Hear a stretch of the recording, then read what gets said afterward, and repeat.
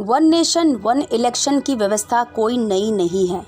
यही संविधान सम्मत व्यवस्था है और यह व्यवस्था पहले 4 आम चुनाव में बिल्कुल ठीक ढंग से चली भी।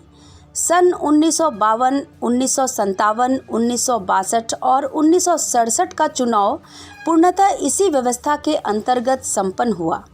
सन 1967 में जब पंडित दीनदयाल उपाध्याय और डॉक्टर राम मनोहर लोहिया जी के प्रयास से जगह जगह संयुक्त विधायक दल की संवित सरकारें बनी, तब कांग्रेस पार्टी की सरकारें का कलकत्ता से लेकर अमृतसर तक सफाया हो गया।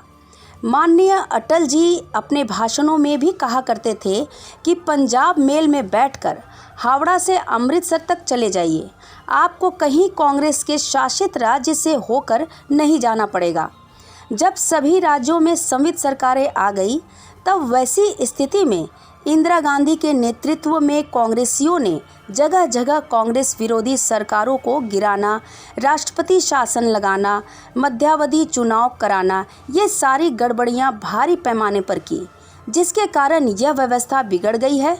इसे फिर से वापस तत्काल लागू करना चाहिए। वन नेशन वन इलेक्शन की व्यवस्था कोई नई नहीं है।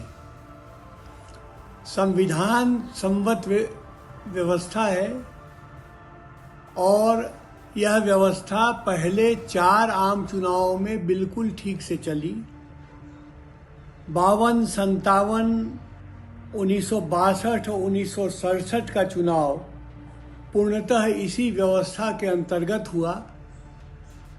1967 में पंडित दीनदयाल उपाध्याय और डॉक्टर राम मनोहर लोहिया के प्रयास से जगह जगह संयुक्त विधायक दल बने और जब कांग्रेस की सरकारों का कलकत्ता से लेकर अमृतसर तक सफाया हो गया, और माननीय अटल जी अपने भाषणों में कहा करते थे कि पंजाब मेल में बैठ के हावड़ा से अमृतसर चले जाइए, आपको कांग्रेस के राज्य से होकर नहीं जाना पड़ेगा।